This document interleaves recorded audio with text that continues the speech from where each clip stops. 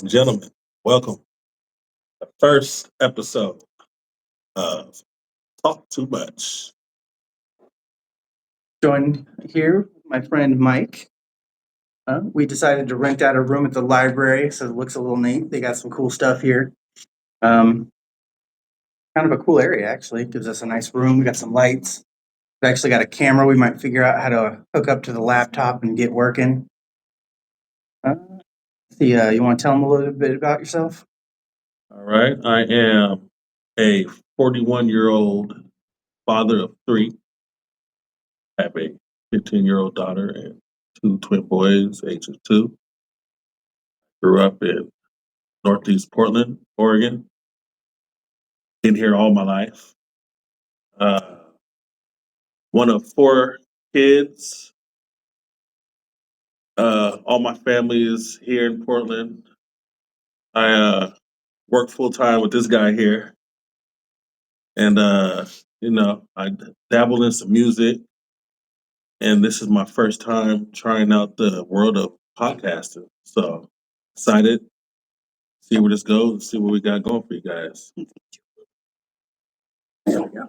That's good. We're still figuring it out. We need to get a better camera. Yeah. I don't know, I had that live stream before. Mostly, I'm kind of a nerd gamer.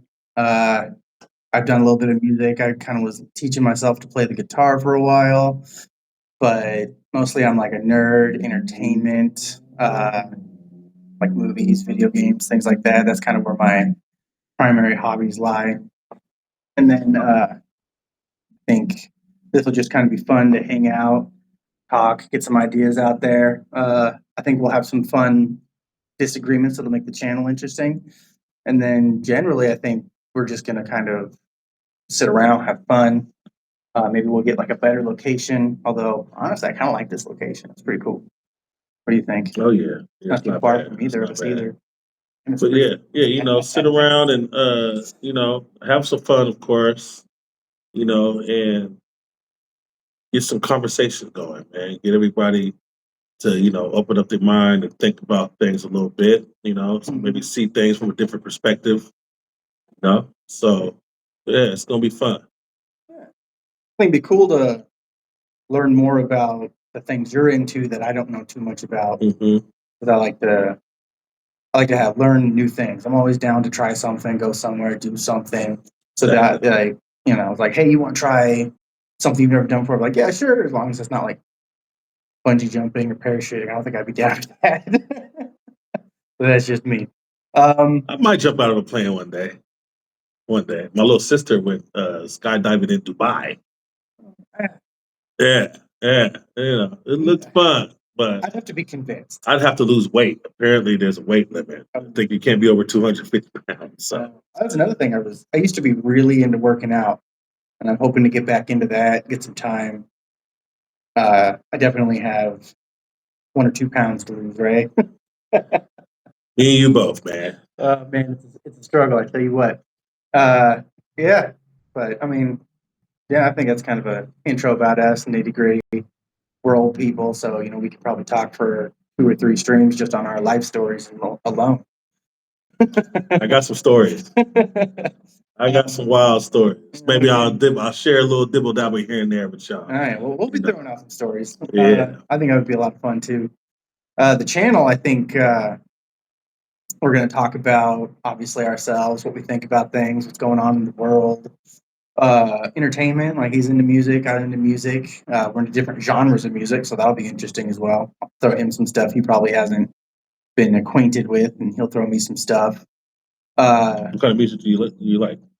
Right now, I kind of gotten into some oldies kick. Been listening to whatever, like Led Zeppelin kind of stuff. Okay. Kind of looking for different kind of oldie stuff, just kind of get a different vibe. I've been feeling it lately. But usually I'll listen to like some more metal. I got more of a metal vibe going on when I listen to general music. A couple of guys I like in the metal genre would be Camelot. There's Iron Maiden, which is the older one, Metallica, which you probably know. I've heard those names. Yeah, those are the real big ones, right? You know them. But then there's Some also popular ones like Mastodon I like. There's Avenged Sevenfold, which I kind of like a lot. I could go on for a while, right? But there's a bunch. And then, there's some like less known ones that I like. What about you? Would you? Mostly hip hop, rap, but I originally grew up off of R&B. So Yeah. the very first music that I sat down and actually put my ear to was Bobby Brown. Oh, okay. Actually, yeah, the "Don't Be Cruel" album, I think came out in what, 88, 89, something like that. And I was born in '84, so But I know Bobby Brown. Bobby, Sounds familiar. yeah, Bobby Brown, Whitney Houston's husband. I think I know. I'd have to hear a song. He I'm was real bad. also in Bobby Brown was also the group New Edition. Yeah, I'm sure if I heard something, I'd know it. Yeah, So a lot of that old stuff I know because it was like on the radio, but nobody actually can't really said put the a name name. to it. Yeah, they didn't say the name. There was like, and our next song is this, and you're like, oh, this is legit, right? And then like years later, you're like, I still don't know who that was. Right. It's funny, like one of the first songs I can remember liking because my dad always used to play stuff that I'm into now, but at the time I was like, I want to play my games while we're listening to this. It's not really my thing. But like one of the first songs I remember like jumping up and listening to was James Brown's "Shout." Okay. I don't know, that song just hit for me as a little kid. Yeah, James Brown was the truth too. Oh, He brought a lot of energy. he's so good. He That brought a lot dude. of energy. Yeah, he did. It was fun. I couldn't tell you more of the songs I listened to as a kid because again, it was just like, here's a song, here's a song. I think what I mostly grew up on was my dad's music, right? He listened to like a lot of ZZ Top, There you go. things like that. Something on the radio. I think his go-to for a long time was ZZ Top. Though. I think that's who your parents listen to is definitely going to have an influence on you know what you get an ear for. Oh, That's what you're hearing. Oh yeah. So yeah, that's that Bobby Brown tape wasn't mine. You know what I mean? I was Yeah, poor. no kidding, right? It wasn't mine. I was either my dad's or my mom's. Somebody had that Bobby Brown tape. The first CD I ever bought with my money was a Weird Al Yankovic. Oh, okay. So that's where I'm coming from. How old were you when you bought that? What is that? Dude, that was so long ago. That was at Tower Records. That's how long ago that was. You know what? I think I got the first CD I ever bought. I believe was from Tower Records, and it was Master P, Ghetto D. Okay. Yeah, Nice. yeah. I couldn't tell you how old it was. I was a teenager. And the funny thing is, I wasn't really that big of a fan of Master P. I think I got influenced by my peers. Everybody was on his Master P kick back then. But it was that album, that Master P album, that Ghetto D album. I think is by far his best, and that got a lot of good songs on that album. That was the first album I ever spent my money on. A full album. I bought singles. Used to have the 99-cent singles. Oh, I bought those, but for a full album, Ghetto D. I mean, I've gotten a lot of music through various means that, I mean, I don't know if anybody remembers Kazaa or LimeWire, but You all remember LimeWire? Those were the good old days, wasn't it? yeah, no kidding. That's when you got all sorts of funny Those stuff. were the good old days. Yeah, you listen to that Grandmaster. I don't think I have, or at least I haven't in so long I can't remember it. Yeah, but I'm mostly into hip hop and rap. Mostly underground, West Coast. Yeah, I kind of like more of the underground stuff too. Some of the mainstream stuff just sort of it all blends together, kind of becomes the same thing. Yeah, especially now. Especially now, like metal too. Like some of the real mainstream, they all like take from all the other mainstream stuff. So it's like you could almost just give or take one band for the other. Well, yeah, especially in hip hop, it's a lot of sampling. So now I'm hearing the songs that I grew up with are getting remixed by new artists. So I'm going down the street. I'm like, oh, I ain't heard this song in a long time. Then I realize I've never heard this song in my life. Yeah. Well, my wife played this one song.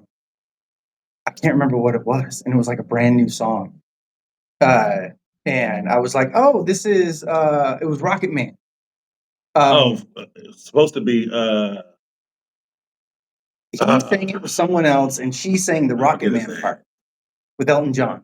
Elton John. I don't remember the chick he was singing with now, but he would sing the rest of it, and she sang the old school Rocket Man part in his new version. Yeah, but it was his, I guess. I didn't know that. I thought it was hers, and she was sampling or whatever. But I was listening to it and I'm singing along with it, and she's like, "How do you know this song?" And I'm like, "How do I know Rocket Man?" It's a classic. Yeah, and she's like, "It's a brand new song." I'm like, "Babe, this is Rocket Man," and she's like, "No, this came out like last week." I'm like, "This is."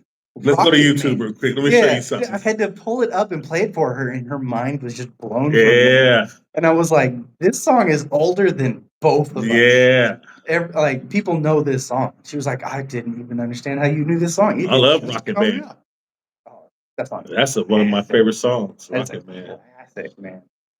You don't get much better than old school Elton John. Yeah, man. That back then music was a little different. Mm-hmm. That's kind of why I'm feeling it right now. Like I'm kind of in that vibe. I might got to throw on some Elton John when I get home. There you go. I like playing it for my son Leo too. Getting him into it for a little bit. Dude, I was playing through some stuff and they had like a family of 3, the dad and 2 boys and a girl, and they were playing Twist and Shout. Right? Randomly came on. I was like, "Oh," so I started doing the twist. And he gets up and stands in front of me and he starts doing a little twist. There you go. As soon as I busted out my phone to record it, of course he stopped. Oh yeah, they don't want to perform. Them kids don't perform for free, do they? But I thought that was funny. Like seeing him get into some of the music I'm into is also really cool, you know?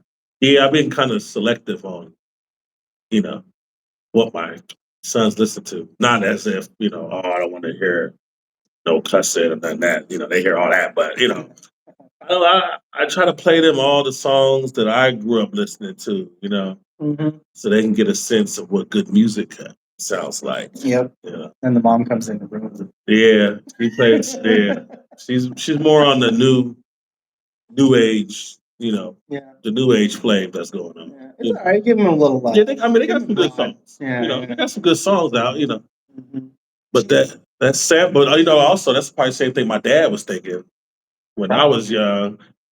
Listen, playing these music, he's like, "Wait a minute, this ain't Earth, Wind, and Fire." This ain't Roberta Flack. I think my dad actually said that to me once when Alien Ant Farms. They did a cover of Michael Jackson's "And You Okay." Yeah, that came out. You know what? I think I heard that. Yeah. And we were all listening to it. It's a new thing. Like I knew it was Michael Jackson because I'd heard Michael Jackson. It's like a rock version of Annie, Are You Okay, right? Yeah. And my dad's like, "What are you listening to?" And he's like, I was like, "I don't know. It's Alien Ant Farms cover of Michael Jackson." He's like, "Why wouldn't you just listen to Michael Jackson?" Like, it's different. It's got a different flavor. Sometimes you want a little more rock. I don't know. Right. Definitely heard Michael way more than I will of Alien Ant Farm, but every now and then I feel like a little bit more rock. And Michael Jackson was one of my all-time favorites too, growing up as a kid. Oh, I don't think anyone will ever beat the pure presence of Michael ever. I don't think it could be done again. Yeah, he was one of my favorites. I remember we were riding in the car with my family, and I'm like, 7, 8. Mm-hmm. I kept this Michael Jackson Thriller tape with me everywhere I went. And I don't know, I was in the back seat. My brother, we were fussing about something. He took my Michael Jackson tape and flung it out the window. Oh man, I was in tears. I'd be so pissed. I was in tears. He got in trouble for that too. Oh, I would hope so. Oh yeah, they knew what that tape meant to me. Now they got to go buy a new one. Yeah, man. No, I never got a new one. I just, but he got in trouble. That was good enough. Seeing him get his was good enough. Don't get my tape, but at least I got in trouble. You had a tape too, right? It was a tape. Like the tape, man. Yeah, you guys might not know what tape is. Yeah. Some of the young ones out here. Cassette tapes. We used to be able to put some tissue in the top where they had the little holes, and now you can record over it. Oh yeah. We used to do that with VHSs. Yeah. VHSs had the same little pad. You could put a little thing there and you could record over it. Those were the good old days, man. Mm-hmm. Yeah. Get creative. All the little workarounds and shit. We had to get creative, man. But yeah, that's the channel. What else anything else we're doing with the channel? I'd like to do some cooking. I like cooking. I think it'd be fun to do something like that if we could. Share a recipe every once in a while. Yeah. Bust out a cook pot. I'm not gonna call myself a chef, but I do know my way around that kitchen. Mm-hmm. I just have always enjoyed it. My grandma, my dad, my grandpa, really, all of us, they were teaching me how to cook since I was 5, which is funny because when I was first dating my wife, I told her, I was like, oh yeah, I can do that. I'm a pretty good cook. She's like, you're a cook? I'm like, yeah. And I thought about it for a second and I was like, yeah, I've probably been cooking since you were in diapers. All right. And she was like, excuse me? Like, what, a grandma let you pour the milk in the cereal and call it cooking? And I was like, listen here. First of all, I've been cooking on a stovetop since I was 5. There you go. Right. And she's like, how dare you? No, you haven't, blah, blah, blah. And then, like, a couple years later, I actually found a picture of me when I was 5 with Whipping a it, Teenage Mutant Ninja Turtles apron, sitting over our little cook pot making some ground beef. For Listen, everybody. if you have an apron, you were cooking. Right? If you had the Teenage Mutant Ninja Turtle apron, you were cooking. Man, I was cooking. She was like, damn, I was kind of a bitch, wasn't I? I was like, I wasn't going to say it, but you know, you can think what you want. Yeah, I'm more of a. I'm definitely deadly on the grill. Ooh, I love barbecue. Put me on a barbecue grill, you know. Mm-hmm. I'm gonna make some magic happen. That's for sure. Definitely grill. But my mom taught me how to make this smothered pork chops, which is probably my favorite meal. Mm-hmm. That's a meal that I can make. I try to make the meal at least once a week, honestly. You know, the good thing is my sons love it. They love it. Get that gravy on that rice. You know, I don't try to give them too much of the pork, but give them a little bit of pork pieces with that gravy and the rice. Eat it up. Is there something about the pork? Oh, just pork ain't good for you. So I don't want to. Okay. I try to, when it comes to my sons, I try to try to be more on the healthy side. I probably try to pay more attention to what their food intake is, the ingredients. Yeah, I do that too. Way more than what I do for myself. Of course. We try our best, right? We go out and we get the next level up of nuggets, right? We make sure that it's like just some chicken and breading. And then so we get him like better nuggets. But he's getting picky. He's getting real picky about what he'll eat. It's getting tough, huh? Yeah, we can make waffles. We just bought like a cheap little waffle iron now, so we can make a few of them and freeze it, which is real cool. Because then in the morning you just throw a toaster, pop up, throw it there, and he's ready to go. There you go. Yeah, do breakfast can take like no time anymore. That's what we've been doing for some stuff. Yeah, my sons have definitely started to get a little picky. Mm-hmm. And of course they rather play than eat. Oh, and then so there's part of that is they're saying no not because they don't want it, because they rather play. Mm-hmm.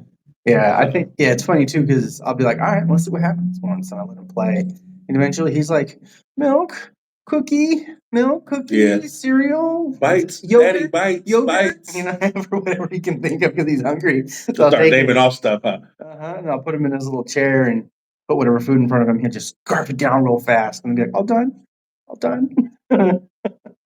Yeah, so it's it is tough trying to because you basically want to give them whatever they will eat. And it's easier to find something that's not necessarily that great for them. Easier and cheaper. You know what I mean? So, but you gotta, stick to the course to, read those ingredients, which what I'm doing, and I'm Googling this stuff and figuring out what all this red dye and oh man, you would be surprised. yellow 5, whatever that is. I'm starting to understand what this stuff is. And there's some crazy stuff in our food. It's ridiculous. Yeah. There's some stuff that is in our food that they use for like antifreeze. Exactly. Right, and I'm like, I'm seeing stuff in our food. I'm looking like this looks like some stuff that I was receiving in at work yesterday. Yeah, some of the names. Yeah, some of these names. I'm like, phosphoric. Wait a minute. Phosphoric, yeah. What is this? I mean, it's not. Yeah, I don't know. I mean, sometimes I feel like sometimes they use the big name like phosphoric chemical, blah blah blah blah blah, in order to hide what it really is. Because if they were to put what it was, people wouldn't want to eat it. So I think they use that sometimes. I don't know. I can't prove it. I ain't no doctor. They say it's safe, but I don't know. Yeah, that's the thing. They say it's safe. Safe doesn't always mean good. Right. You know what I mean? Yeah. Like, they have, certain things can have a certain amount of mold in it that they can deem, it's safe. But, I don't want any mold. Yeah, still mold. I want 0% mold. You know what I'm saying? 2% is too much. Yeah, it's crazy. I don't understand it. We'll probably have a long video on that at some point. Yeah, we got That's some things we got to crazy. figure out in this country where we're feeding ourselves and more importantly our children. Yeah, yeah. I've honestly, it's us, not literally you and me, but it's us. The people spend their money on what they want, and as long as the companies keep making money, feeding us questionable material, Exactly. they just gonna keep doing it. It don't matter who or what is doing anything. As long as we're paying for it, they'll find a way to keep doing it. Because I know that you go to the UK, you can grab a box of Fruit Loops. You read the back of it, see the ingredients. It's the same box of Fruit Loops that are selling here in the US. It's gonna have a whole lot more stuff on that list that they don't have out there in the UK and the other countries. Yeah. And you got to ask yourself, why is that? What is it about out there that they're refusing to allow this stuff in their food, and over here it's okay? And like you said, it comes down to us. Yeah, I mean, as long as we we're stop willing to keep buying, paying. if we stop paying for it, then the company is going to have to figure something out once they start losing money. Although I did just hear, I want to say it was West Virginia or Virginia, one of the two, they just passed a ban on a lot of artificial food colors and dyes that in that state. And a state doing that could have some pretty interesting long-term effects on Yeah, for sure. us, That's right? and that's what we need. We need somebody to take that step, and then the next state that'll fall through. You would think a state like Oregon. You think that we would take that lead? You would think so. You know, Oregon, California, Washington, Yeah, we're hella on it. But I think it's just going to take one state to start it, people to start talking about it and be like, you know what? Honestly, yeah, that's true. Like I was at Burger King for it was Halloween and they had that Wednesday Addams Whopper and it was like purple.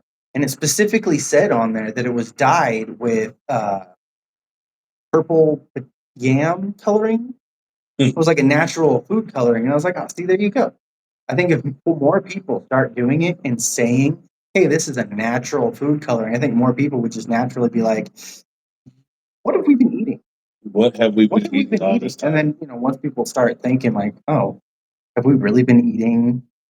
There's a yellow dye that is, if I remember correctly, is made from like tar sludge. Yeah, I think that's the yellow 5 or something like that. Yeah, something like that. And it's like, at some point, if we just start thinking about it, start buying other foods, maybe if some company were to come out and actually start creating their own version of Cheerios that was an all natural dyed with like a whole grain wheat or something, and people started buying it, that company would move up forward, and then all the other companies would die off because people were like, you know what, I do not want to put what I personally can only assume is unedible crap in my kids' food. Yeah. Not the cereal's good for you anyway, but it's probably made worse with some of these freaking food coloring. Yeah. Cereals, chips, all this stuff, it's just, we got to figure something out. I try to buy all natural, the most all natural I can find. And it comes to the point where, honestly, you're better off just growing your own.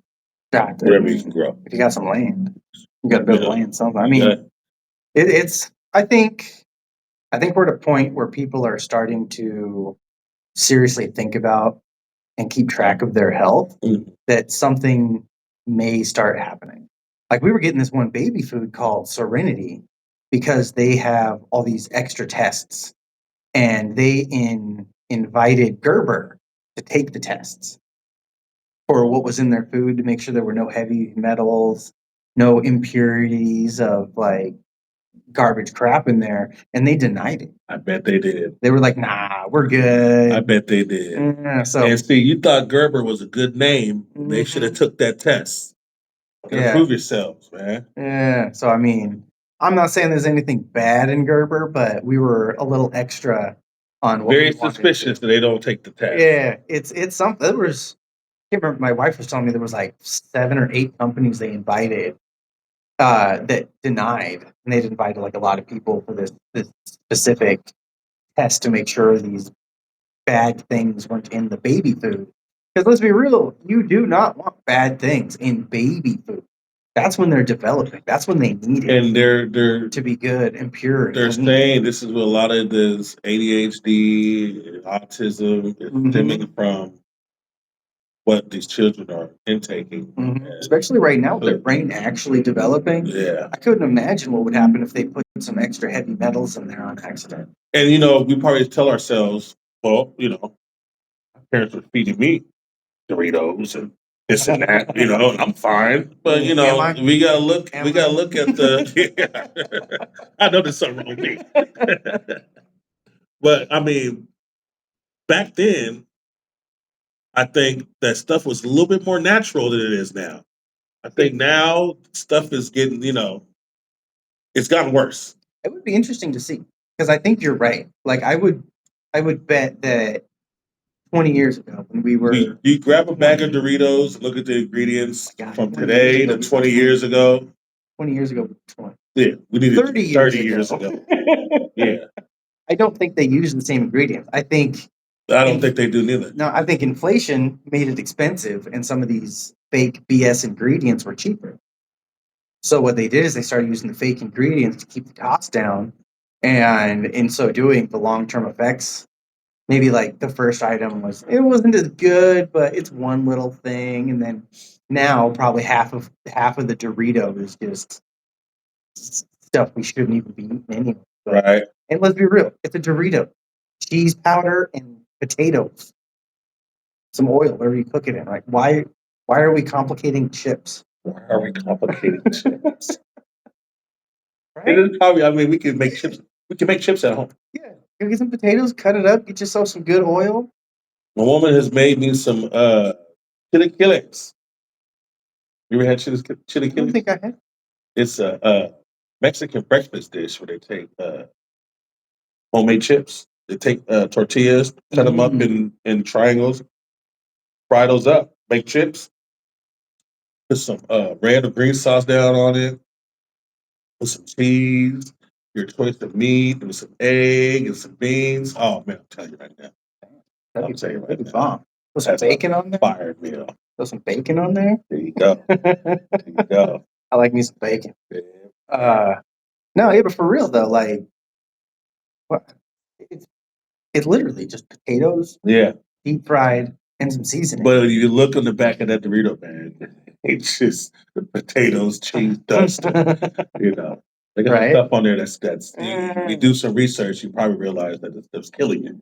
Yeah, it wouldn't surprise me. It's killing you. To be honest with you, like, yeah, it wouldn't surprise me that you go and look into it, and they were like, "Well, it's supposed to be a snack," so we were actually able to get around whatever justification they can have in this food because you're only supposed to be eating such a small amount. Oh yeah, there you go. It wouldn't surprise me if they use crazy. The servings. This is only 2 servings, so we can have this much in 2 servings. Serving of a Fig Newton is 2 cookies. Man, no one's eating 2 cookies of Fig Newton. You eating the whole sleeve. I eat the strawberry Fig Newtons. The whole sleeve. Those strawberry Newtons are the best.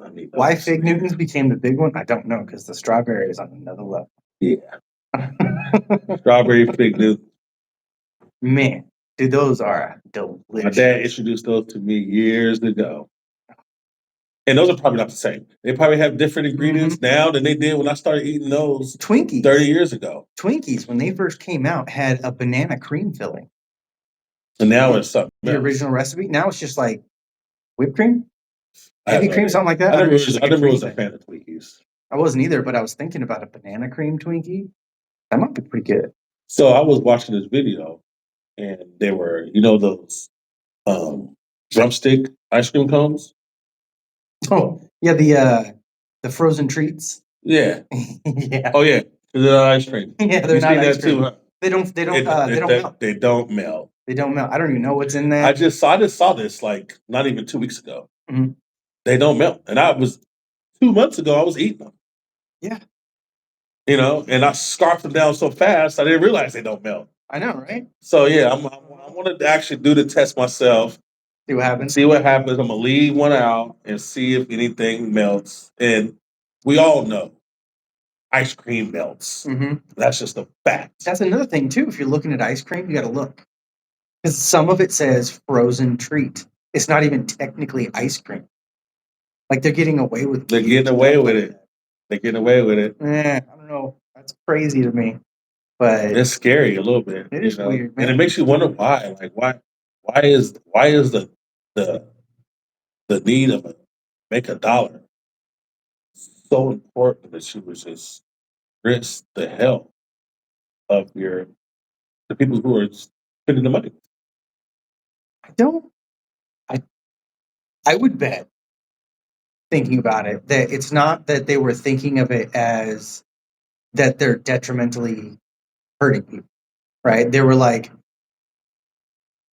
an incremental process. Like, hey, if we change up this ingredient with this ingredient, it's not quite as good, but we'll be able to save 30 cents per unit sold. Exactly. And then over time. But they have to know, like, okay, well, we know that this won't kill you instantly. All right. Well, I don't even know if they knew. Like, because you could make the argument that it wasn't realized at the time, right? So when they first started doing it, let's say they were originally using cream and they had an actual ice cream treat. And then ice cream, or the cream or whatever they were using to make the ice cream, went up in price. But that was going to cause this treat to go up in price so much that people wouldn't buy it. So in order to keep in the business, they had to find a substitute that allowed them to stay at their price point. I don't know. There's probably reasons. Well, I'm sure it all comes down to the dollar. Yeah. All the decisions are made because they're trying to make a dollar. Yeah, probably. But I also believe that this stuff has to be tested. It should be tested. They're not testing it on us in the stores. Yes. No, it definitely should be tested. So they know that, you know what, this ain't going to kill you today, but it'll probably kill you in 30 years. But that's 30 years on the road. How are you going to say it came from this? Yeah. I don't. It's possible. Who's to say?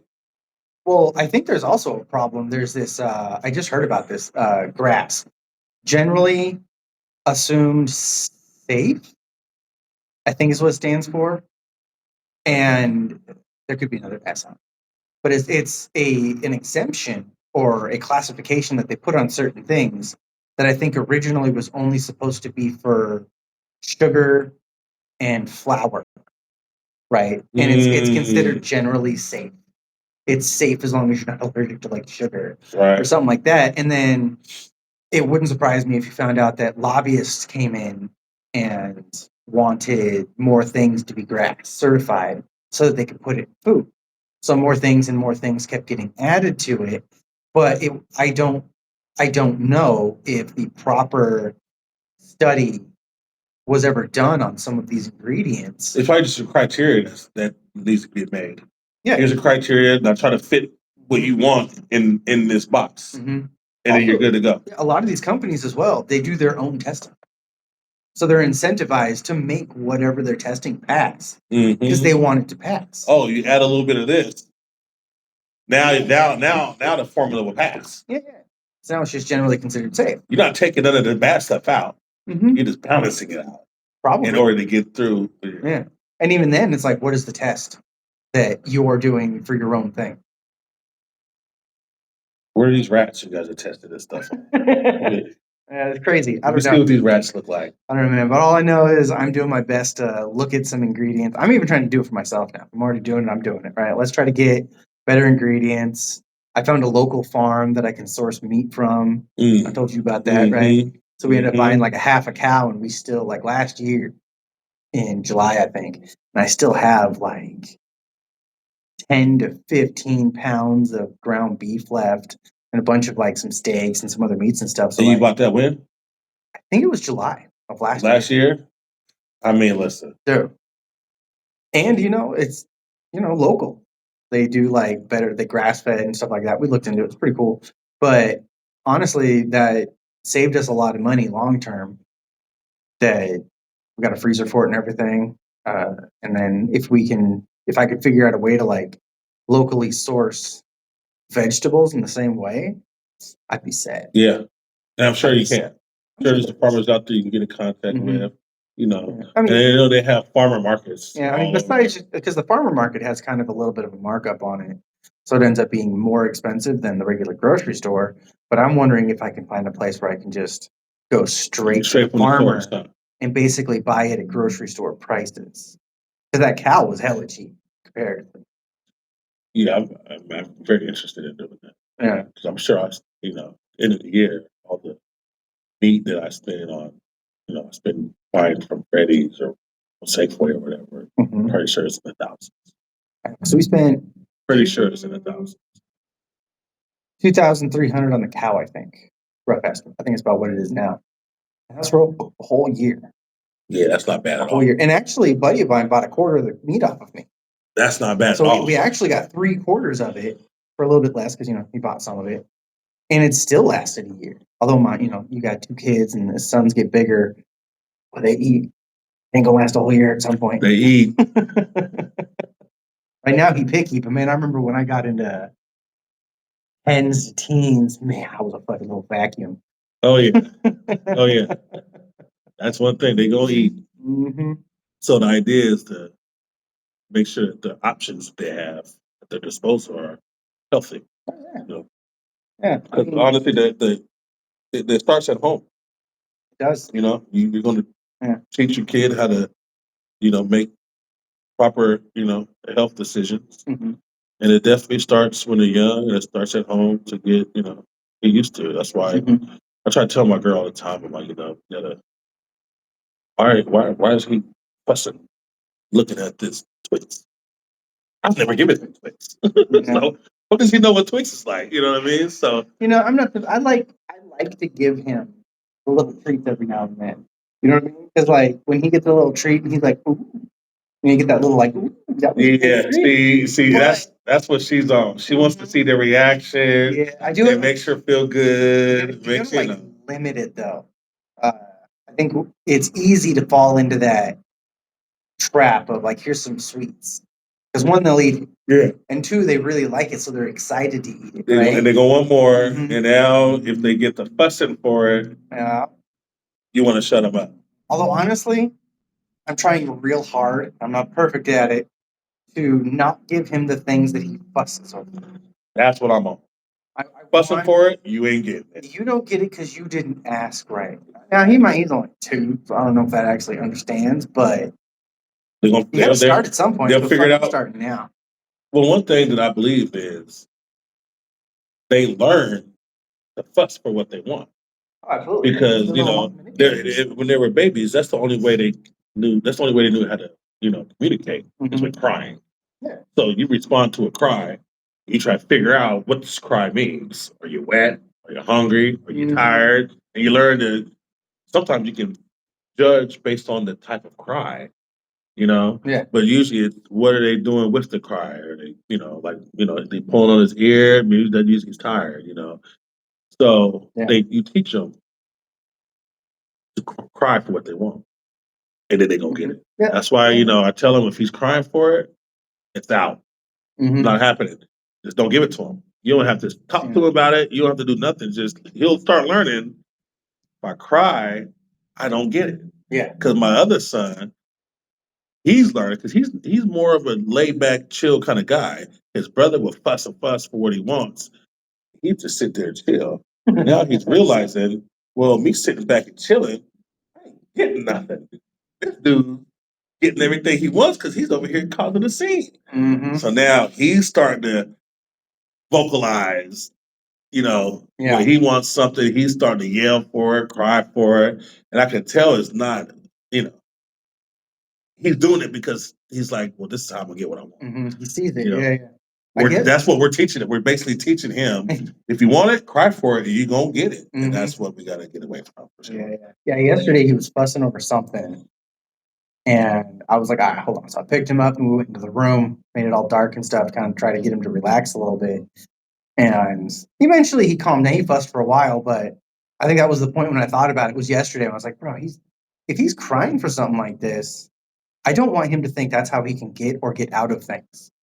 Right.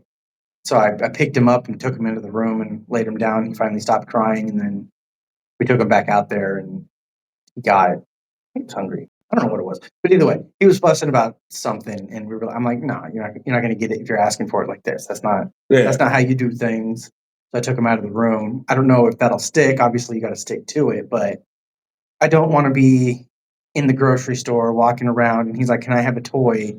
and then cries for an hour and a half because I said no. Man, oh man. I need to figure out how to stop that. Yeah, yeah. Matter of fact, we were at Chuck E. Cheese yesterday, and you know that they have a trampoline area at Chuck E. Cheese now. So the trampoline area is manned by one of the workers. Yeah. He sits at the door, lets the kids go in and out as they go. You know, make sure they have no shoes on, they have their bracelet and their socks. You know, Mhm. but that guy takes a break every once in a while. So they lock it up and they go do whatever they have to do, so nobody can go in there. Well, my son went up there, couldn't get in, and he didn't understand. Well, it's closed right now. So he starts flipping out. He wants to go jump. And I'm trying to explain to him, well, son, it's locked. And he's just thinking, I'm telling him he can't do it because I don't want him to do it, but really, no, it's locked. They're closed right now. We can't go in there. You know what I mean? And he wasn't even getting, he wasn't understanding. I actually had to redirect him to some games, get his mind off. Let's go play this game. I went to go to the basketball. I knew basketball would get his mind off it. So, you know, it does get tough because, you know, it's not like you can just tell them, hey, stop crying and I'll give it to you. Yeah. They don't, you know, it's not that easy. You They're know not what I there mean? yet. So, like Not you there said, you take them in the room. You know, my girl, she was real big, and she gets him to tell, take a deep breath. You know, and he eventually will breathe in and breathe out. Oh, you got him to do that. I can't get him to do that. Now, I'm at not gonna first, do he that. tries to. He goes like, we say, take a deep breath. He goes, and that's it. It's like, nah, man, that ain't it, brother. You got to breathe in and breathe out. And once he does that, he's calmer. That's funny. You know, and Yeah. now I can say, look at me, and now I can talk to him. You know, and I can say, hey, you need to go out there and ask your mother and say please, and maybe you'll get it. Mhm. So once she goes out, mommy, can I please have this? Okay, now you can have it. When you were crying, you weren't getting it. But guess what? Ask respectfully, Oh yeah. nicely, then you will receive it. Yeah. That's what I need to start working on more. So he's gonna catch on to it. My other son, he's caught on. You know, please, thank you. You know, I cannot get. He'll say please, thank you, or he'll say please, thank you, and he'll say it both, which is the funniest thing ever. Sometimes I'll be like, all right, say please, and he'll be like, no, put it back. And then sometimes I just hand it to him, so I'm not thinking about it. But yeah, sometimes I please say please, and he'll be like, please. And I'll hand it to him. He'll be like, thank you, and I'm like, you're welcome. right? When they say it on themselves, it's like I was changing my son's diaper a couple days ago. You know, get him up, wiping him down, got him all hooked up. You know, put his diaper on. I patted him. I said, "All right, man, you good to go." And he's getting up. He says, "Thank you, Daddy." You know, and I'm just like, "Oh man," you know, I'm like, "Look at this." Then I start thinking about it. I'm like, "Man, if you old enough to tell me thank you, you old enough to just quit it." I know. You know, come on, man, let's get it together. Every now and then I try to take his diaper off, put him on our little the training potty thing we got. And I don't do it enough. It's my fault. But I think It's definitely my fault too. I think he's almost there, if not there, where we could start potty training. We just need to fucking do it. Yeah, that's because with my daughter, I was on it every hour on an hour. Mm-hmm. Even if she doesn't have to go every hour, come on, let's go sit in the toilet. Yep. We go sit there for 5-10 minutes. If we don't go in 10 minutes, all right, we'll try again. You know, but I had to physically get her, sit her on there. And with my sons, I'm not doing that with them. Yeah, they're not going to. Like, why would they think it? Yeah, they don't want Makes to. sense. They want to play. Yeah. You know, and even after she was potty trained, you know, she's no longer wearing a diaper, but it's like, what happened? You wet yourself. Well, it's because she was playing. She knew she had to go, or she'd come to me and she's about to burst, and she's not going to make it. You know, well, girl, you knew she. Well, yes, she knew, but she was playing. Yeah. That's why it's up to me to say, hey, come on, it's that time. You didn't drink. You had a nice sized juice an hour ago. I'm sure you got to go. You know, so that's where I'm slacking. I got a friend, and what she does is she takes the training potty everywhere she goes. Because her dog will do the same thing, right? She holds it way too long, and she can't hold it very long. So she'll bust out the training potty, throw a diaper in the bottom, and then set her on there so she can go. And then you just roll up the diaper, throw it There away, you and go. training potty's good to go. I think There she you even go. puts a plastic bag in it just to be sure. But that's something, one of her little tricks. Yeah, I definitely need to step up my potty training game because it's they're not going to learn on their own. No, I mean, I guess if you eventually, did, you get a certain age, they're going to realize they can't walk around smelling like that. If they're 5, you'd be like, "Why are you shitting yourself?" In the bathroom. Right. They Yes, get made Dad. fun of eventually. But at the age of 2, like my daughter, she was potty trained before she was 2. And I also hear that boys is tougher. I can see that. I hear boys is tougher. Yeah. Especially when it comes down to, teaching them how to stand up and use the bathroom. I already know that's going to be. Although I caught him, they came out of the bath one day, comes downstairs, not known, and then I catch him over there swaying himself, and this dude is in the dining room just peeing. He's just peeing, watching his urine just go side to side, and I'm like, okay, I was upset. I'm like, okay, he's pissing in the dining room. But then again, I'm like, okay, he is aware of his stream and where his stream is going. So I was like, okay, that's a good thing. I guess He's aware of his stream. You know what I that's mean? funny though. We got urinals too. We got little urinals that we actually put them in the bathtub on the wall. Oh, really? Yeah, put it on the wall in the bathtub. So I try that first. You gotta go pee. I set him in front of the urinal and let him piss there in case he misses it. It's in the bathtub. You know what I mean? And I sit him on the thing, and you gotta make sure that whatever you sit him on has that little cup piece that cover. Yeah, because one time I sat him on there, and that man, it was just he just went. He was pooping. I said, "Oh yeah." And next thing I know, I thought about it. I said, "Push your thing down." It was too late. He just started coming out. Well, gotta clean that up. That was a lesson for Dad. Dad learned a lesson that day. I was sitting there one of the first couple times I put him on his little training potty, and I was sitting there. I was like, "You gonna go potty? You gonna go potty?" And I'm like, "You better put your thing down," because it was like kind of up, Yeah, just ready to go. Right, you know what I mean? Just ready to go. you gotta push that down, buddy. And then he'd like shift around, right? He's playing. He didn't have to go. Thank God, he didn't have to clean up enough. But that could have been real bad. So yeah, it's fun though. It's fun. I enjoy it. It is fun. Yeah, you gotta laugh at it. Yeah. He was peeing in the living room. That's kind of funny. I mean, now. Now.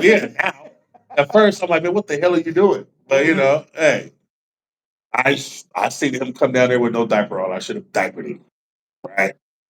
So Yeah, but I mean, now you got a funny story. You got a funny story, man. You can tell that at his wedding when he gets I will.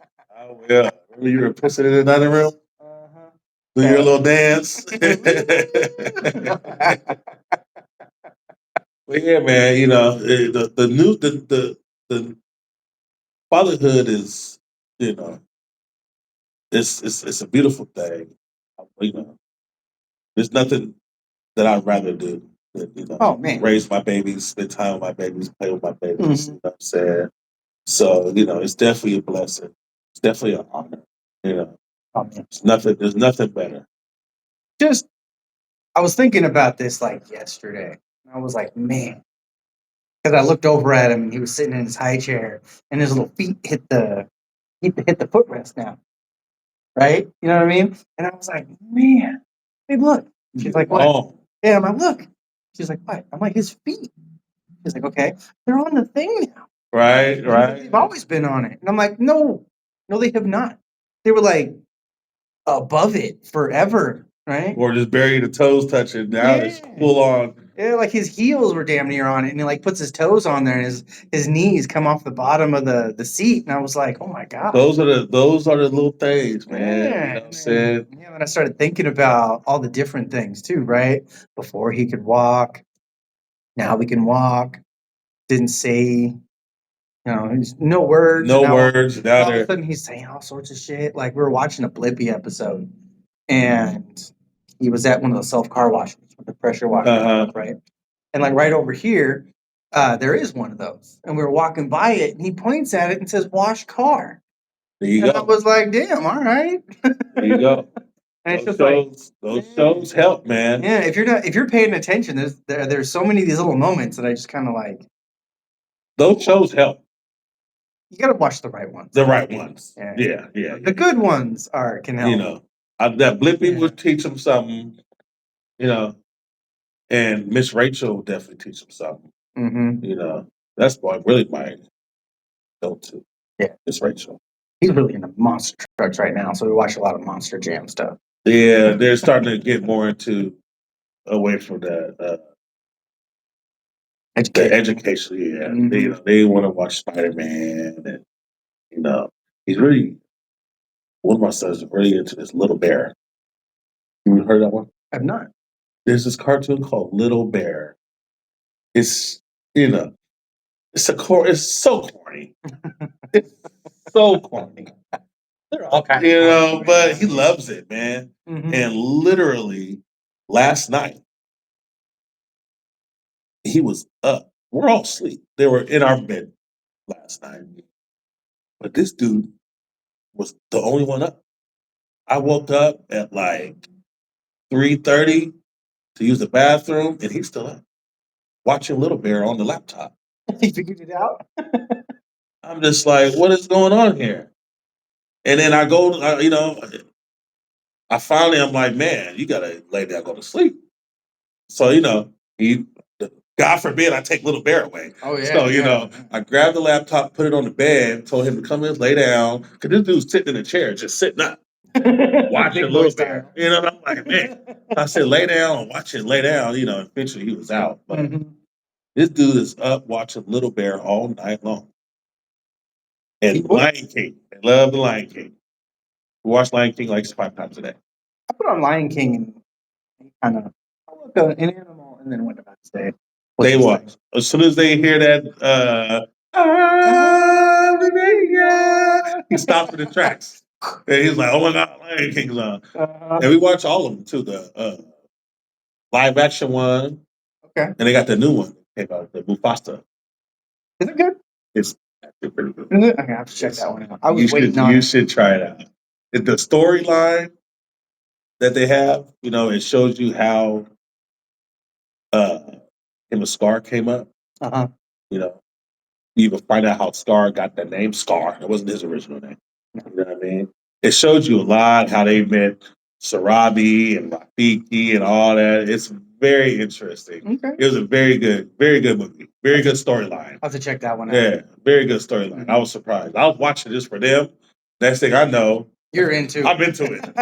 I'm like, oh, you gotta change the diaper? Oh, we gotta pause this. Hold on. Yeah, it's very good. Very good movie. I put on this movie Wild Robot because I'd heard it was good, and it's about a robot, and he'll sit there and he will just watch Wally. Like, I mean, he will sit there upright, and then he laughs at like the little joke. Like, he loves it. Like, he goes, robot, right? He loves Wally. So I threw this on because I was like, oh, robot. I heard it was good. Maybe he'll sit there and watch it.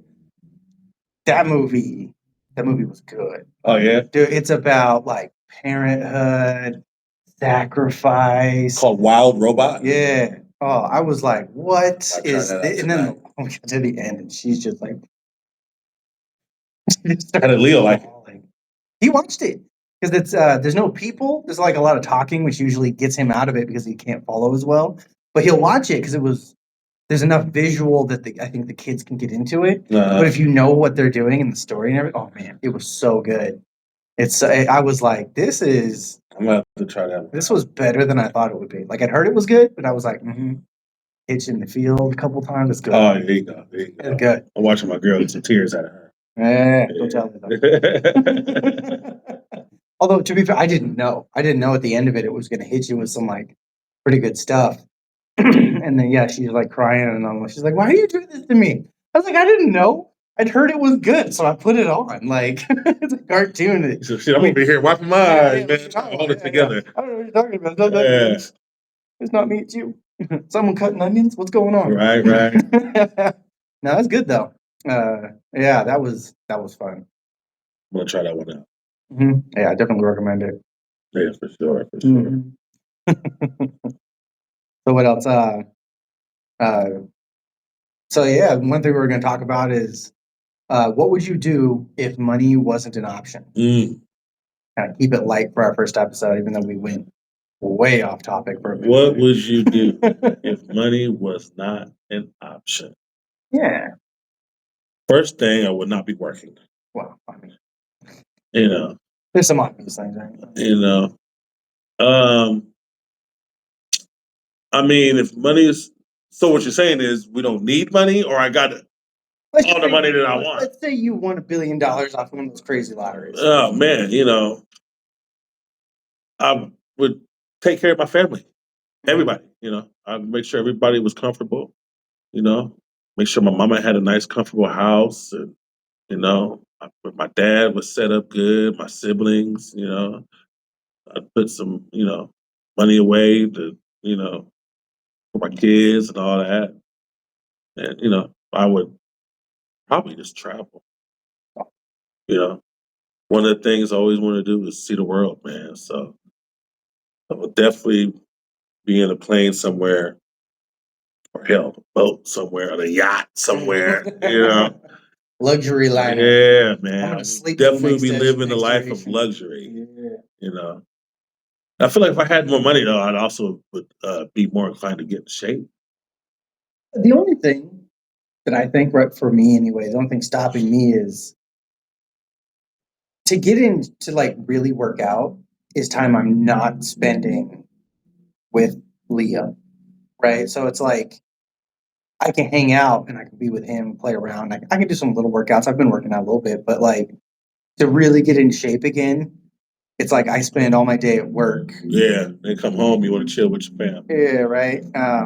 But yeah, I would definitely be able to cornhole some time away for that. Yeah. Oh yeah, especially when we working no more. So Yeah, right. I mean, it definitely opens up a lot of opportunities. I think the first thing I would do would be investments into businesses or property or whatever it was that would generate some sort of income. So there would always be a long term safety net. But then after that, I would honestly, man, I'd probably try to make movies.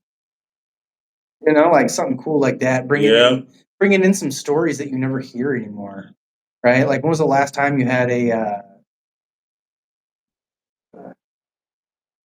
don't know, like a movie you were excited to see? Yeah.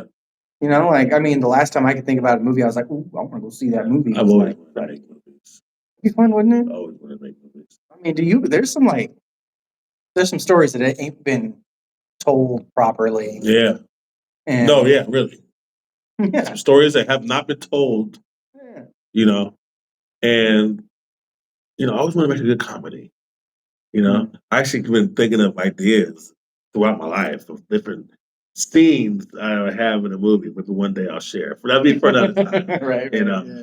But yeah, always wanted to make movies. It'd be fun, just like hanging out, making a movie. It'd be hard, but if you had $1 billion, It makes it easier. You can make that happen. You hire the right people to do the right thing. Like I would probably do a retelling of the American classic stories that you never hear anymore, right? Like John Henry, Paul Bunyan. I don't know, there's more, but like off the top of my head, those two, right? Like we don't have a movie for John Henry that isn't 60 fucking years old. I haven't seen enough for Paul Bunyan either. Yeah, Paul Bunyan.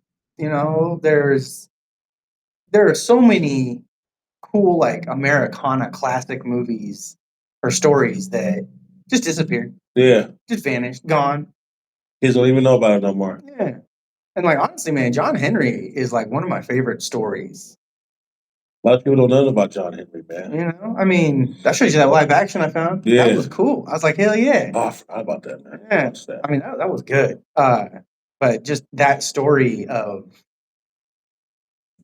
a former slave fixing his life, getting on a job, and then like machinery coming in, automation in a way. I mean, this is like relevant for today. John Henry was a railroad worker, wasn't he? Yeah, right. And like this could be this. You could do this today. I mean, he wouldn't be like a slave, but it still works for today, right? With automation coming in, where they had the automation of the motorized fucking track layer, and he was like, "I'm gonna beat it," and then he laid he he was so strong he could like hit the nail down in one hit. One hit, he ran faster than the fucking the automated version, and there's just something so cool about the story of man versus machine and man winning. That's like all the stories you see now, the machines win, right? Yeah, man. Good old John Henry, man. Like that's such a good like perseverance story. Like never give up. There's always a shot. Like the human will is stronger than any machine. Yeah. Like like this story is just it's a good motivation. Oh my god, it's such a good story. Every time I think about it, I'm like, I need to do something. You know, like it's good. And why don't we get that? No. Yeah. Like, where's that? If money was an option, I would definitely make some movies. Mm-hmm. You know, definitely put out more music. You know, to travel too. Oh, we definitely need to film this in Hawaii. Yeah. And I would bring artists to my city, you know, to have concerts and whatnot. Oh yeah, and I think that'd be a good investment. You know? That'd be fun. You bring like you know, I Drake or somebody to the Rose Garden. You know, you're going to sell out. You know, I think I would try to create like a culture center is not right, but that's kind of what it is. A community center, more of a private one instead of like a public one where you can, if I owned it, I could have the things in there that that were like, hey, this is what I find important in community, right? Small fee to get in, whatever it would take. I mean, obviously money's not an option in this case, but like you get like a little gym on the side, community in there. You can have speakers come. You can get concerts in there if it were big enough. I mean, if money isn't an option, you could definitely get a fucking concert hall, and then you could have like a community center where you can get people that want to come in. You can get speakers in there, authors, writers, musicians, science labs, you could do all sorts of cool things if you had that kind of ability in the area. That'd be fun. Yeah, I would definitely, you know, invest in my community. That's for sure. Definitely invest in my community. Like my grandmother who just passed, she was big in the community. She used to shut down the streets in our neighborhood and throw a block party. Okay. You know, so the whole 4 streets should have shut down, block away. Being that intersection right there, just, you know, music, games, food. You know, that's something I always remembered. And I think that's something I always was into, you know, myself, throwing parties and hosting events. So I always seen her do that. And I was like, man, she's really, you know, I look around, I'm like, dang, my granny did this. You know, got all these people here and all, you know, so yeah, you know, doing stuff for my community, man, is always, you know, something that I always wanted to do. And, you know, money wasn't an option. That would definitely make it a lot easier. Oh man, you could. I mean, because then you could do the things that are important, right? Exactly. Like, I mean, you get a lot of these community centers and they do stuff, but it's not geared on specifically bringing the community together.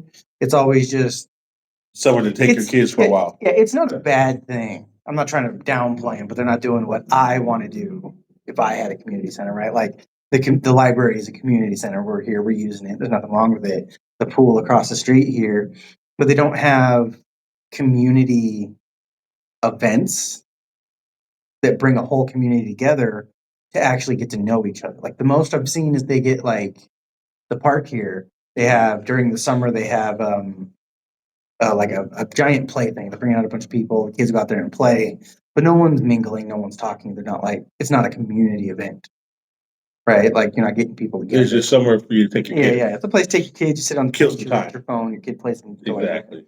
I would like to figure out a way to get people more involved. Talking. Yeah. You know, like who's your neighbor? Like, which is weird because when I grew up, I didn't care. Well, I mean, but back in the day, people knew their neighbor. You know what I mean? A little better. People knew their neighbor back in the day, man. You didn't like when I was real young, preschool age, I knew my neighbors. Mhm. People that lived next door, the lady across the street. It. Well, my parents had it set up so if I got home and they weren't there, I go check in with the lady across the street, and let her know, hey, I'm home. You know what I mean? It was, Yeah. community didn't matter. And even further back, everybody knew everybody in your neighborhood. Like my granny's neighborhood. Yeah. I mean, you needed the community back then. Yeah.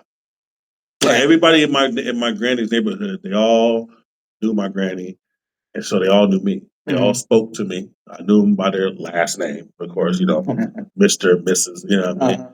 But yeah, like nowadays though, man, you could be living next to somebody for 5 years, not even know their name. Mm-hmm.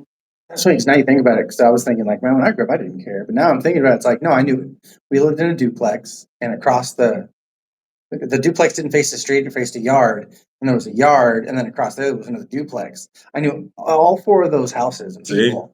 They were all kids. We all played in that big ass yard, and then like I knew like 30 different people in that neighborhood as a kid. Yeah. Right. And like you go That's down, that's what I'm saying. That's what I'm saying. Yeah, I'd go down like a half a block, maybe a full block, whatever it was, right? And there was like this little horseshoe shaped apartment complex, and I knew like all but like 1 or 2 people that lived in this like sixplex kind of thing. And yeah. And then you had common interests, all the kids were playing, running around the neighborhood. It was different. Kids don't even play outside no more. They be inside on YouTube watching kids play. Yeah, right. You couldn't keep me in the house when I was a kid. That was a punishment. If I'm in the house, it means I was grounded. Mm-hmm. I'd be all right in the house, but man, I play my video games or whatnot, but yeah, but as soon as summer hit, we'd be going to each other's houses. In the streets. We'd be going doing stuff, staying up way too late. Summer hit, I was in the streets. Right? I mean, we would go and hang out. It was crazy how often we were. I lived at my buddy's house for a month. I didn't go home for a month, right? And all I did was I told my dad I was going over to his place, and then I was just gone for a month of summer. Right. And then I came home and my dad was like, "Hey, how you doing?" "Oh, pretty good." "All right." You're alive. So indeed. Yeah. And it was just like good old days, man. I told my wife that story and she was like, "No, you didn't." I was like, "Yeah, I did. Hold on, let me ask." Because whole month. Yeah, because his sister was there and we're friends with her too, so we were talking about it. And he's like, "Oh yeah, yeah, he just stayed for a month." My wife's like, "What?" Like flabbergasted. It doesn't make any sense. Yeah, that type of stuff happened back then, man. Mm-hmm. Late 80s, early 90s, man, that stuff like that happened. Mm-hmm. I mean, John helped the chores. I was living there for a month. I was a kid. I was one of theirs now. He was pitching in. He was contributing. I was there for a month. They'd ask me to do something, I'd help. I had no problem with it, but yeah, I mean, that was funny. You couldn't. I mean, if I was at home, it was probably because I had some friends over, or just nothing happened to be happening that night. Yeah, but yeah, otherwise nothing had been happening. Now I'm on my video game. But I mean, granted, we'd be at another kid's house on video games too. But I wasn't at my house. I'm out. Well, my house was the place to kick it, right? Because in high school, particularly, my room was in the garage, and the garage was not attached to the house. So I could come and go, and no one would even know if I was there. There you go. So people came over to my place to kick it all the time. Yeah, when I was we didn't hang out at each other's homes. Excuse me. We didn't hang out at each other's homes much. We were just in the streets. I think it's our parents. Back then, our parents told us to get out. You know what I mean? Sometimes, yeah. Get out the house. Go play outside. I'm gonna be in here messing the house up. Go outside. You know what I mean? So yeah, my granny had this famous saying. Tell me, my buddies would be out there hanging out. She would say, "They say that type of atmosphere." Y'all would take that. Now we were cutting up a little bit. You know what I mean? But she was like, "Y'all take that somewhere else. You're gonna be loitering around here." And I'm like, "Okay, let's go find a party. Let's go around the corner, man. Let's go." Yeah. So I was generally a good kid. I never did anything crazy. I didn't smoke or drink. I still don't, but it's not to say my friends didn't. But yeah, so I think my dad was a little more lenient on me because he knew I wasn't out there throwing rocks off a bridge for some reason.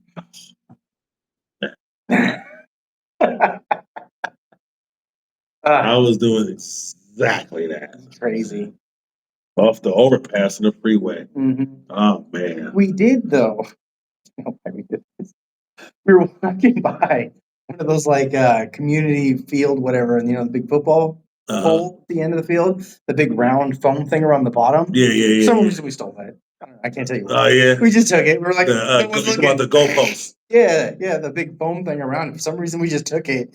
Took it about. And that's supposed to save some football guy from busting his head when he runs into it. We took it. Got about halfway home and we heard some sirens. They were not for us, but we were freaked out. I thought we maybe threw it in some bushes and ran. Got it better there, huh? Yeah, we were just being extra cautious, but honestly, we probably could have just walked all the way home with it. Yeah. I was pretty boring kid. I was bad.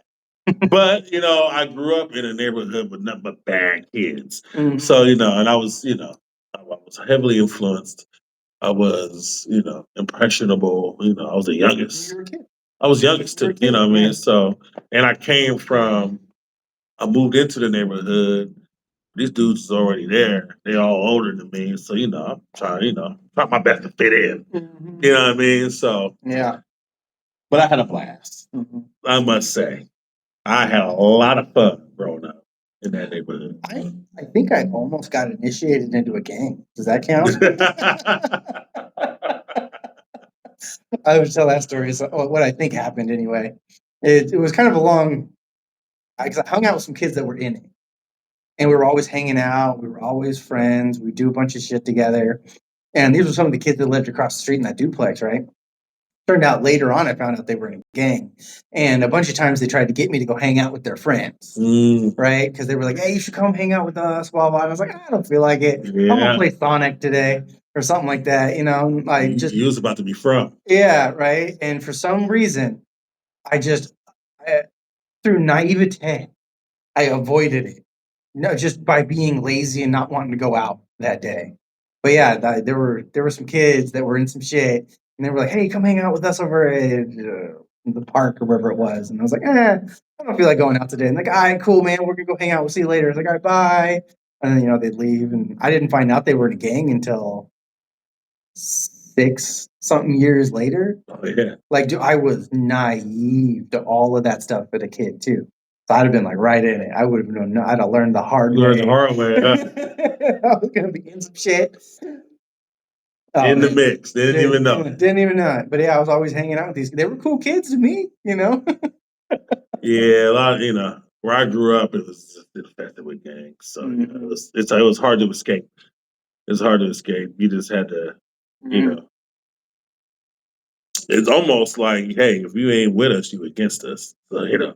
And I walk outside my front door and, look up the street and there they are. You know what I mean? Mm-hmm. At some point, you got to protect yourself too, though. Sometimes you got to protect yourself. Yeah. But also, like I said, it was impressionable. I'm listening to this rap music and these guys are looking like what I'm hearing in the music. You know what I mean? Mm-hmm. So, it's like, man, these are the cool guys right here. They got music. These guys here, they over here drinking, smoking, they pulling money out, they got the girls around them, so that's what I want. Yeah, it was, I was almost right there. I'm telling you. I was in the mix of it, man. You want to hear how naive I was as a kid? This is funny. We were AOL chat rooms. Remember AOL chat rooms? So I'm sitting there and you get on there, blah, blah, blah. You're talking, the line of fucking text is going through and you do the thing, age, sex, location. You pick a person, you start chatting with them, right? And I'm chatting to this one girl and we're chatting and chatting and chatting. And all of a sudden she says, I can't remember exactly what she put on the screen, but she said this thing. And I'm looking at it and I'm stopping. I'm like, I don't know what this means. So I look at my dad. I'm like, Dad, what's the KKK? I was probably chatting with some old man. I don't know. But this person was like, "Hey, what do you?" It was something along the lines of like, "Hey, how do you feel about the KKK?" And I was like, "I don't even know what the fucking KKK is, right?" That's And funny. I'm like 12 or 13 at the time, so I asked my dad, and my dad's like, "The fuck did you hear that?" Like it was an almost legit reaction. I was like, "I don't know. This girl I'm talking to wants me to know how I feel about the KKK." Right? You're getting recruited, bud. Something I didn't know what the fuck You was were going on. getting Right? recruited I don't at a even know what young to do. age. And my dad's like, "What? Let me see this." And he starts reading the chat messages and like, go do something else. Let me deal with this. And he started getting on it. And I was like, went into my room and started playing video games. Like, I remember I was in the chat room called Keyshawn Johnson chat room. Keyshawn Johnson was a wide receiver, okay. football player in the NFL. He got drafted by, I believe, the New York Jets back then. I think this was like in 96, maybe 94, 95. But he was the first pick in the NFL draft, Keyshawn Johnson. Okay. So I'm in this Keyshawn Johnson chat room, and that's when the first time I met a girl on the internet.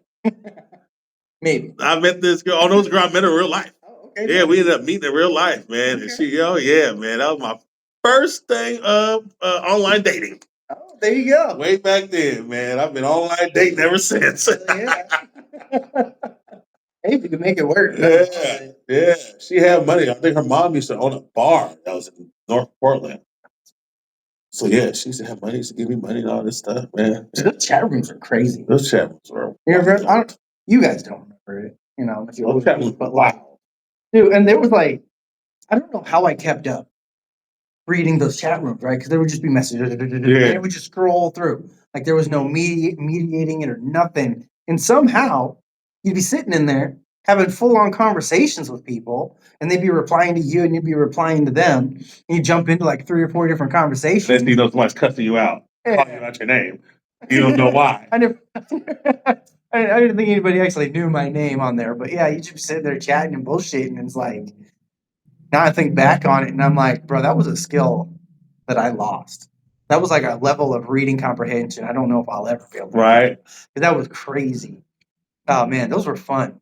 Yeah, man. And they used to have this phone thing. It was like a party line where you call this number and then you just be on this line with whoever else called. I remember that. So it'd be people all talking at once. I remember. But it had different rooms. I don't think like you hit one or something, and you go to a different room. It was free. Yeah, I think I did use it. Was free. It was just too much. It was crazy. We used to hop on that thing. Me and my buddy, man, we used to get on there and just talk shit nonstop. And everybody be on there talking. And then, you get a girl. I think you should be able to go private and talk one-on-one with somebody if you wanted to. I'm sure they had something. But, oh, yeah, it was crazy. It was too much, though, because it was just chatter. Yeah, it was just people just, and then you click to the next room, ding, and then people in there talking shit and all this, It was fun, man. Yeah, they had some really cool ideas that became what we have today. Like you track it out and how it became today, but like some of those early iterations were rough. Oh yeah. Dude, chat rooms were a lot of fun, but it was rough. And then you get into like the one-on-ones and you talk to somebody and they're just fucking out of their minds, they leave. Getting the random ass friends on AOL, it was weird. Or the 222 chat. Yeah, I was on all that. Live links. Yeah, I didn't do that. Yeah, that's you on there. It was basically not online dating, but on phone dating. Oh, there you go. You go on there, you leave a message, tell them about yourself, where you're from, how old you are, blah blah blah, and then you cycle through other people's messages that they left. Whoever you want to talk to, you send a message. Hey, what's up with you? Where you at? Yeah, man. I met a lot of chicks on there. They did that from the 80s. I did that. You remember that? Chicks. Did you know that they did that? What you do is you get your recorder and you record yourself. They did on what? I want to say it was like in the 80s. You take a tape of yourself You record a VHS of yourself talking about who you are, what you're into, blah blah blah, and then you submit it to this site, and people would go, and I think you paid, and they would send you these tapes like a fucking subscription. Oh, really? Yeah, That's crazy. And then they would have like the number on it and like a catalog. That's crazy. You like call So back it's and almost leave like- them a message and like try to get it hooked up that way. That's funny. Yeah, like people have been doing some stuff like that for a while. I bet there was even something before VHSs too. Like there's probably like a letter bank kind of thing back in the day. And now look at us. We just go on the POS and you're good to go. Yeah. Yeah. Just swiping. Yeah, it's crazy. That's funny, man. Before you had that was before they had the term catfish. I bet they had a different term. But I used to see, listen, I would meet girls on that 222 chat. And she sounded all good, talking about she looks like this, and you show up, and it's like, no way. What is going on? They sold you Jessica Rabbit. But I'm at that age, hey, anything goes. So hey, let's get it going. That's funny. Ain't that much get past me back then. The state of the rules, any port in the storm. Man. But that was some crazy shit. That's some cool stuff. Yeah. Had a good childhood. You gotta have fun. Somebody said that we grew up in the best era to be a kid, the worst era to be an adult. I bet. Here we are. No, because I don't think, especially the way kids are now, my son, your sons, are not going to go out and just disappear for a little bit. They're not just going to be like, I'm going to go over to John's house. I mean, dude, I would. Well, because nowadays everybody has a cell phone. You know what I'm saying? Yeah. Back then, I didn't have no cell phone. Yeah. Eventually, I had a pager, but I mean, there was a time I didn't have anything. Yeah. There was no way for my parents to get a hold of me. Yeah. You know what I mean? So I just knew that I needed to have my ass at home at this time, or my ass will be grass. Yeah. You know what I'm saying? So, street light comes on, you better be home. Or, certain time, be home before 10, be home before midnight, Yeah, I've had, imagine the difference now. We were so much better at time management. Because if you called your friend on my landline from my house to their house, assuming they were even home when you called them. Right? Leave a message. Anyways, you called them, talked to them, hey, at 5:00, let's meet up at the park. And you had the time being there at 5:00 because nobody was going to sit around longer than 10, 15 minutes. No. It's like, well, you didn't come. I can't call to see where you are. I'm going fucking home. Yeah. I'm going to go do something else. Did you ever just walk over to a buddy's house, knock on the door, and they weren't there, and you're like, okay, and then have to go back home? Yeah. All the time. I didn't know where my friend was. Or go over there to find out he's grounded. All right. All right. Can I have a water? It's hot. Well, yeah, man, that's how it was. I could literally name off in the neighborhood that I grew up in. I could name off at least 30 different kids that you could have walked down that street and seen 30 kids all hanging out on one corner. Just imagine that. Yeah, 30. That's a lot. 30 kids all out hanging out on one corner. I think the most we ever got was 10 to 15. We were deep. And that was from my age up to my brother's age. My brother's 6 years older than me. So, but it was a lot of kids in the neighborhood. So, it was a lot of actions, a lot of squabbling, scuffles, We good times, man. We would mob around.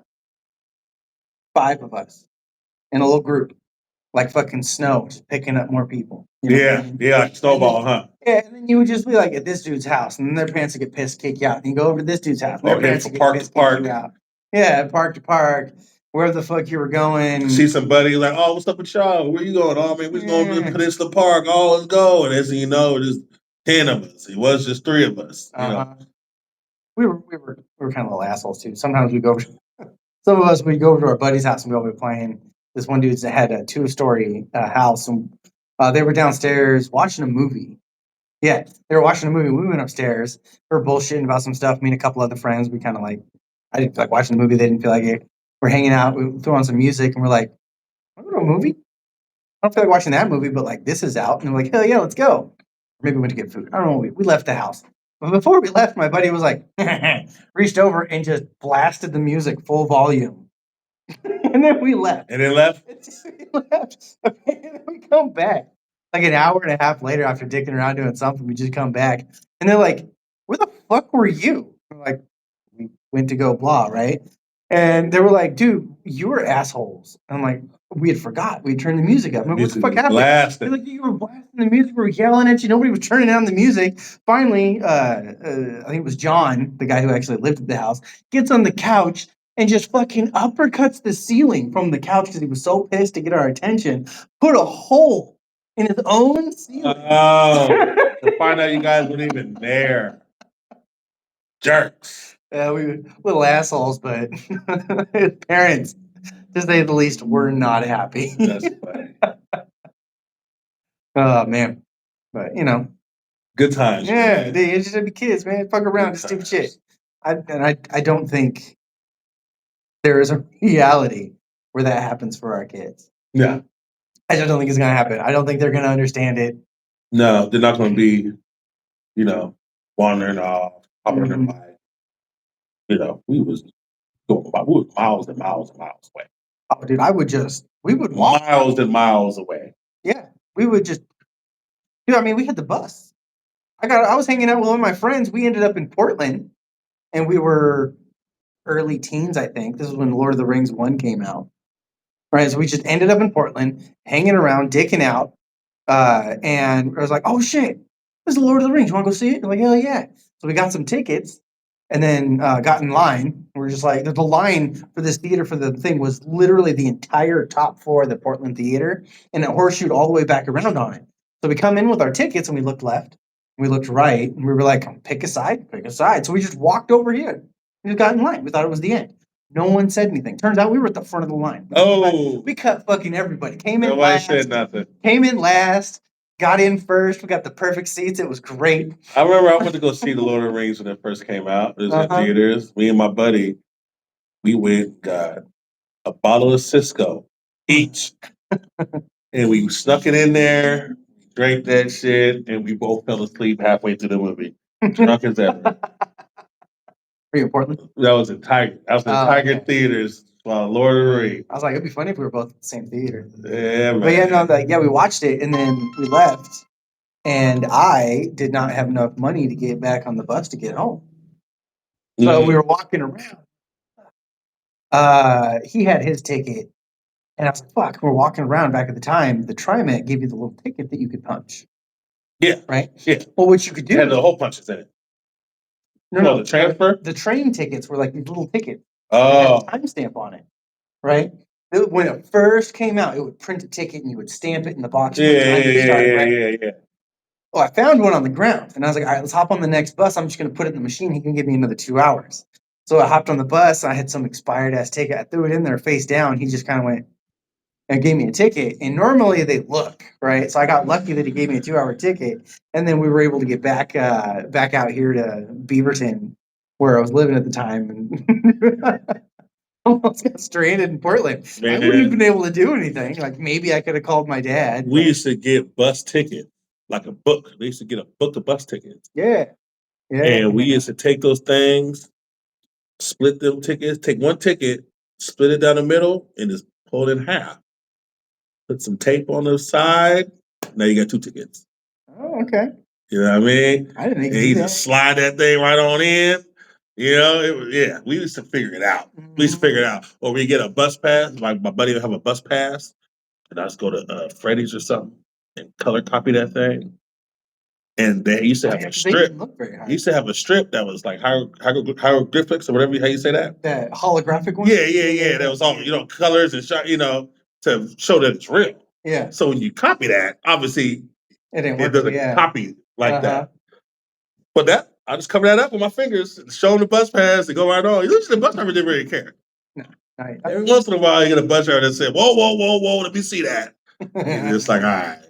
I don't even show them. I just get off. Once you show them, they gonna take it. So I ain't even gonna show you. You got me. I'm out. I can wait till the next. I'll try again. You know, if you could do that now, you could probably go online, find a little holographic piece of paper, cut it, glue it on there, you'd be good to go, man. Those are the good old days, man. It's all about mischief. Like you could get away with some stuff now. Like everything is all digital, and you can't get away with nothing. I'll share some more stories next time. Oh yeah. About the trouble I used to get into as a youth. I think it's about time we start wrapping this up. We got another 15 minutes in this room. Well, I mean, some of those, dude. Yeah, being a kid, I'm excited for the kids today, but I also feel bad. Yeah, because they're not gonna, they're not going to get away with the stuff we got away with. No, they'll never. Honestly, he'll never find himself in Portland and be like, "Fuck, can I get home?" Right? Because I didn't have a phone. I didn't have money for the phone, the pay phone, right? Hey, I remember I got stranded one time in Beaverton. Oh, okay. So I forget what we were doing. I think we went to go to a house party or something, and we ended up not being able to find it. So we're at Beaverton Transit Center. Mm-hmm. Buses stopped running. Oh yeah. Max stopped running. Like, man, what we gonna do? Stuck. And I'm like, well, we can try to ditch a cab. Just run. So we called a cab, got in the cab, and for some reason, my buddy says to this cab lady, he says, out of nowhere, he says, "Don't worry, we're gonna pay you." And now she just looks in the rearview mirror like, "What the fuck is what does that mean? Weird? I didn't think you were. Man, this lady. So, like I said, we was at Beaverton Transit Center. So, not far from there is a police station. Mm-hmm. Across from that Fred Meyer's. Yeah. There's a police. So she drives straight to that police station and she says, "Get out of my cab or I'm laying on my horn." So I look at this fool like, man, you should have kept your mouth shut. So now we stuck. Uh-huh. Man, there was a Burger King right there, right? My Fred Meyer's still is. Yep.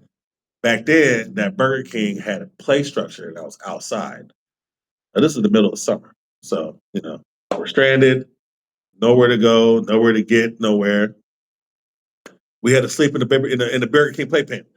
in the little tubes and shit. That's where we slept, man. That's where we slept. We went. I was so pissed. We go. My buddy had a sister that worked at some like ad agency thing that would get you pre-tickets to movies. So we go to watch a movie, one of the Pirates movies, and it was free, and it was before the screening, right? Because they want to get people's reactions and ideas on it. And so we go down there, and I'm like, we should drive. And he's like, nah, man, it'll be out. I looked. Once you get out, we can walk across. We'll get on the Max. We'll come back. It'll be easier. I was like, all right, because we had to go out to fucking Lloyd. Right? Because out there, yeah. And we didn't want to drive out there, and he didn't want to have to park out there. I'm like, all right, cool, whatever. We get in the Max. We go down there. We get out of the movie theater. And we had already missed the last Max. And I look at this guy, and I'm like, bro, you said you looked. He's like, well, I just thought it'd be running. I was like, you didn't actually look? Mm-hmm. And he was like, no, I just thought it would be running. I was like, oh. So we're just stuck in Portland until the next one? He's like, yeah, it can't be that long, right? I'm like, yeah, I mean, 4 in the morning for the next Max to go? He's like, it's that late? And I'm like, yeah, it is. You should have talked to me or the other 3 people here that use the Max more often than you. And I thought he looked. He said he looked, right? So I was like, cool. So we go down and we get stranded. We're just sitting there. Fuck, are we going to do? Just at the Max station, right? We got nowhere to go. We're like, fuck. And this cop rolls up.